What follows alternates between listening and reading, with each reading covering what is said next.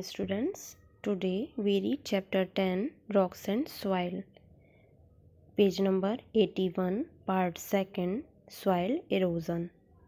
Just like rocks, soil is also continuously acted upon by the elements of nature like the sun, wind and water. चट्टानों की तरह मिट्टी भी प्राकृतिक तत्वों के द्वारा लगातार बनती है, जैसे कि सन, विंड और वाटर के थ्रू। ये तीनों ही एलिमेंट सॉइल को प्रभावित करते हैं। Wind and water carry soil from one place to the another. Wind और वाटर सॉइल को एक स्थान से दूसरे स्थान पर ले जाते हैं। During this process the top layer of the soil which is rich in humus and thus very fertile. इस प्रक्रिया के दौरान मिट्टी की जो ऊपरी परत होती है, जो कि खाद जैसे तत्वों से भरपूर होती है, जिसे हम उपजाऊ परत कहते हैं, is blown or washed away with wind and water respectively. यह हवा और पानी के द्वारा बहाकर ले जाई जाती है। This is called soil erosion. इसी के कारण मृदा अपरदन होता है, इसे हम सॉइल इरोजन कहते हैं। Thus we can define soil erosion as the removal of the fertile topsoil by the action of water and wind. इसे हम दूसरी तरीके से परिभाषित कर सकते हैं कि पानी और हवा के द्वारा मिट्टी की उपजाऊ और ऊपरी परत को हटाना ही मृदा अपरदन कहलाता है। Besides wind and water, there are some other factors which are also responsible for the erosion of soil.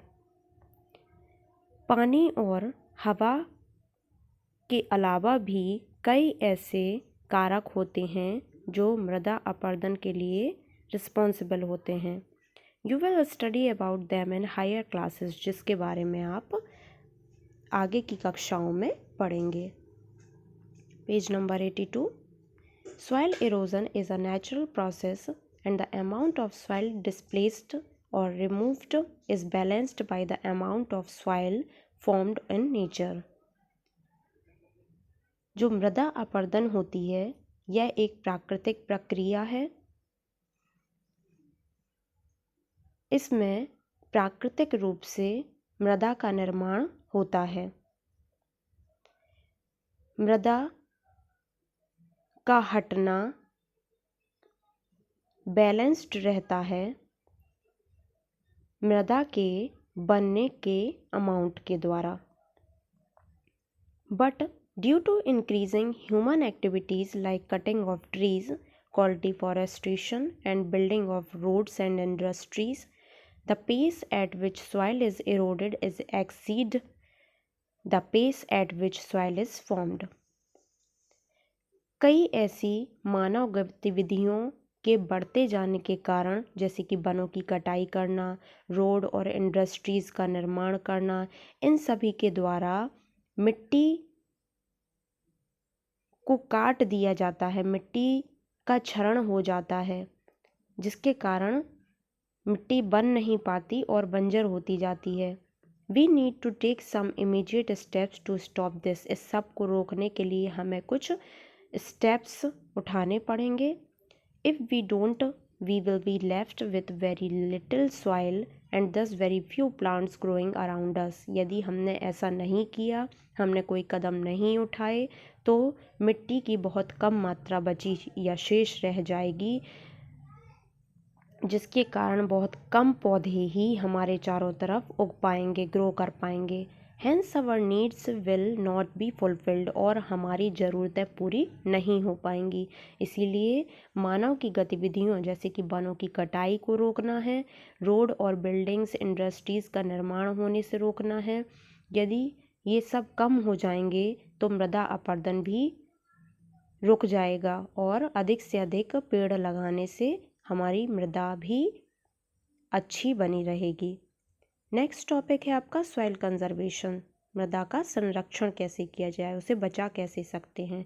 We can conserve soil and check soil erosion by following some simple steps. इसके लिए हमें कुछ साधारण से steps follow करने हैं, तब हम अपनी मिट्टी को बचा सकते हैं, उसका क्षरण होने से बचा सकते हैं। लाइक फर्स्ट है planting trees. The roots of plants bind soil particles together and prevent them from getting eroded. Therefore, we must plant more and more trees.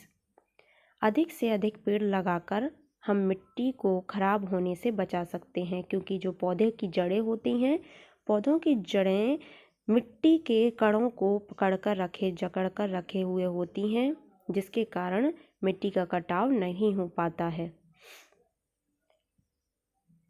Next है terrace farming. On the hills we can prevent soil erosion by making terrace along the slopes. This reduces the force with which water comes down the slope and thereby prevents soil from being washed away. The method of practicing farming by making terrace on the hillside is known as terrace farming. Terrace farming means होता है छत की खेती। यह अधिकतर पहाड़ी इलाकों में की जाती है। पहाड़ी इलाकों में ढलान वाली ज़मीन पर टेरेस बनाकर, जैसा कि आप देख रहे हैं पिक्चर में, टेरेस बनाकर खेती की जाती है, ताकि यहाँ पर जो पानी डाला जाता है तो वो आराम से स्लोली बहकर पूरी ज़मीन को गीला कर देता है। इसमें मिट्टी की ऊपरी परत गीली नहीं बह पाती है, मिट्टी की ऊपरी परत बह नहीं पाती है और उसमें ह्यूमस बना हुआ रहता है। इस तरीके की खेती करने से मृदा अपरदन नहीं होता है। नेक्स्ट देखिए page number 83, constructing dams. Flood is one of the main factors of soil erosion. If we construct dams to control floods then soil erosion can be prevented. यदि सबसे बड़ा कारक कहें तो बाढ़ सबसे बड़ा कारक है मृदा अपरदन का। यदि हम मृदा अपरदन को रोकने के लिए डैम्स का निर्माण करें ताकि बाढ़ को रोका जा सके, तो यदि बाढ़ को रोका जा सकेगा तो मृदा अपरदन भी रुक जाएगा। तो हमें बाढ़ को रोकने के लिए बांधों का निर्माण करना है, जिससे हम मृदा अपरदन को रोक सकते हैं। स्टॉपिंग ओवरग्रेजिंग, अतिचारण को रोकना। Due to overgrazing, the top layer of soil becomes loose and is easily blown or washed away.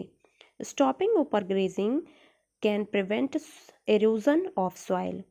अतिचारण को रोकना आवश्यक है, क्योंकि अतिचारण के दौरान मिट्टी की जो ऊपरी उपजाऊ परत होती है वो ढीली हो जाती है और फिर हवा या पानी के द्वारा बहा ली जाती है।